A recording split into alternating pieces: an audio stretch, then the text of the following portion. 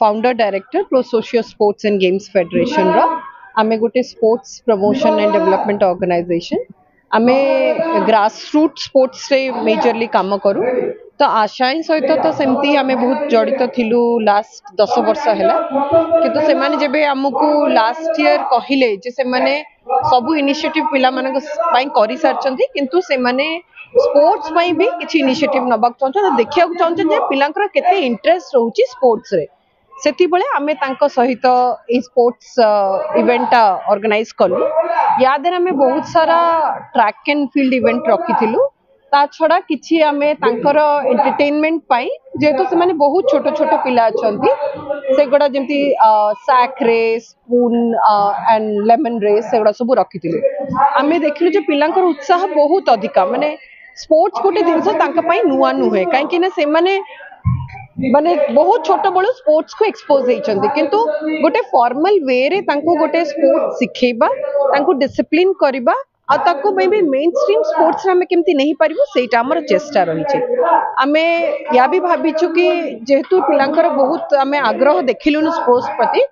आमे ए ग्राउंड रे केमती मल्टीपल स्पोर्ट्स रो तांकर गोटे लॉन्ग टर्म ट्रेनिंग आ कोचिंग प्रोग्राम कर पारिबो सेटा हमर चेष्टा रहिबो आशा सहित देखंतु अर्बन एरिया रे भी जेतो हमर इंटरवेंशन खाली अर्बन स्लम्स रे बे अछि स्ट्रीट चिल्ड्रन अर्बन स्लम्स सहित माने काम करचंती त हमें अर्बन एरिया रे ही स्टार्ट करिवो आउ अर्बन एरिया रे बहुत दुखर कथा जे एई पिलांक पई स्पोर्ट्स रे इंफ्रास्ट्रक्चर किछि नाही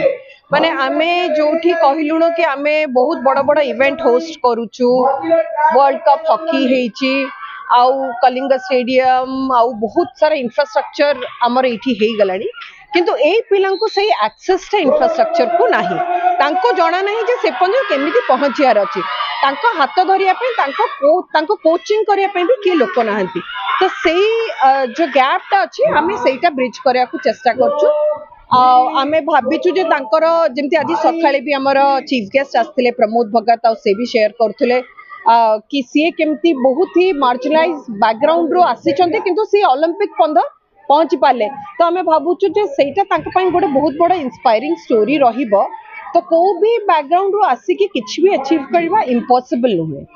तो एबे तो हमर इंटरवेंशन अर्बन आशाएं सहित ही रहिबो नागर साहू चेयरमैन आशाएं देखो आशाएं साधारणतः प्रथमपांत शिशु मान सहित काम करे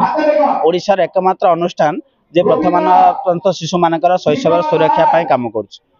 तो आमे एथर प्रथम थर करी गोटे एथलेटिक गेम